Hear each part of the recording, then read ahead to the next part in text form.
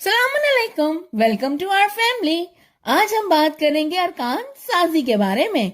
बच्चों को पढ़ना सीखने से पहले सौती शऊर की जरूरत होती है। अल्फाज को हरूफ में तोड़ने की सलाहियत सौतियाती आगाही का एक अहम हिस्सा है।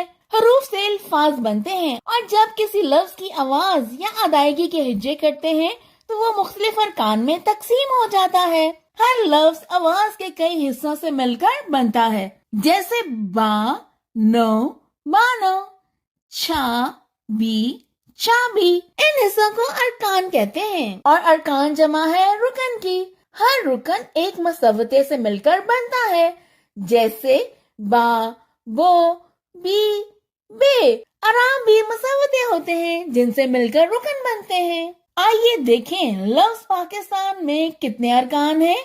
फा, खिस, तान। इस लफ्ज के पहले और आखिरी रुकन में मुसव्वता अलिफ है और दरमियानी रुकन जेर से मिलकर बना है। 2 या 3 हरूफ से मिलकर एक रुकन बनता है। रुकन बनाने के इस अमल को अरकान साजी कहते हैं। बात करते हुए हमारे होंठों की हरकत हमें इन अरकान की तादाद बताती है। लफ्ज की अदायगी में जुबान और होंठों की हरकत 2, 3 या 4 जितनी बार भी बदले या रुक जाए तो वो लफ्ज उतने ही अरकान पर मुश्तमिल होगा। कभी कभी एक हर्फ भी एक रुकन बना सकता है। बा, ल, बाल। इस लफ्ज में लाम एक हर्फ और एक ही रुकन है।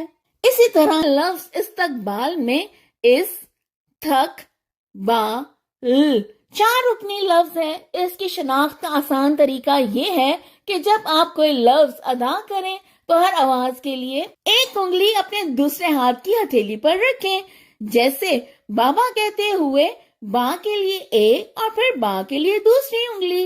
यानी लफ्ज बाबा में कितने अरकान हैं? 2। अल्फाज को तोड़कर हिस्सों में तकसीम करने से यानी अरकान साजी से अल्फाज की डिकोडिंग के अमल को तेज करने में मदद मिलती है। अरकान साजी के असूल जानने से अल्फाज को ज्यादा दुरुस्त और रवानी से पढ़ा जा सकता है। अरकान साजी को समझने से अल्फाज के सही हिज्जे करने और इमला में भी मदद मिलती है। सीखने सिखाने के इस सफर में हमारे साथ रहने के लिए इस वीडियो को शेयर और चैनल को सब्सक्राइब कीजिए। Happy learning. Thank you.